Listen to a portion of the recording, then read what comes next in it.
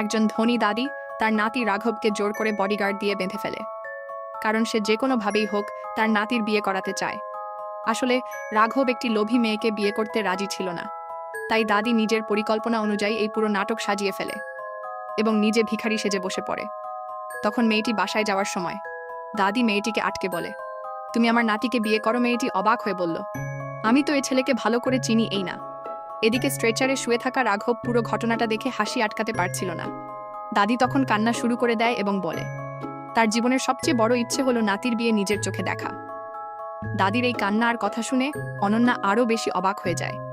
দাদি তাকে বোঝায় যে তাদের পরিবার খুবই ভালো মনের মানুষ এবং মেয়েটিকেও বাসা থেকে বিয়ের জন্য চাপ দিচ্ছে।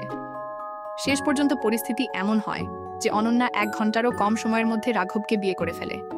সবকিছু যেন একদম স্বপ্নের মতো লাগছিল।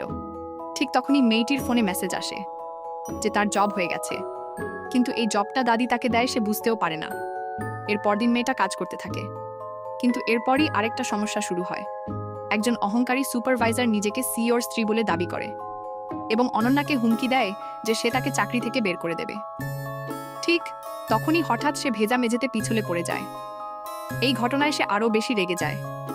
এমন সময় ম্যানেজার এসে দুজনকেই বকাঝকা করে এবং সুপারভাইজারকে চুপ করে থাকতে বাধ্য করে। এরপর যখন অনন্যা মন দিয়ে সিইওর মুখের দিকে তাকায় তখন সে অবাক হয়ে যায়, কারণ সে বুঝতে পারে এই সিইও আসলে আর কেউ নয়, তার স্বামী রাঘব। পরের এপিসোডের জন্য সাবস্ক্রাইব করো। ভিডিওটি যদি ভালো লেগে থাকে তাহলে অবশ্যই একটি লাইক করে দিও। এমন আরও দারুণ ভিডিও পেতে এখনই চ্যানেলটি সাবস্ক্রাইব করে রেখো আর কমেন্ট করে জানিয়ে দিও আজকের ভিডিওটি তোমার কেমন লেগেছে। দেখা হবে পরের ভিডিওতে।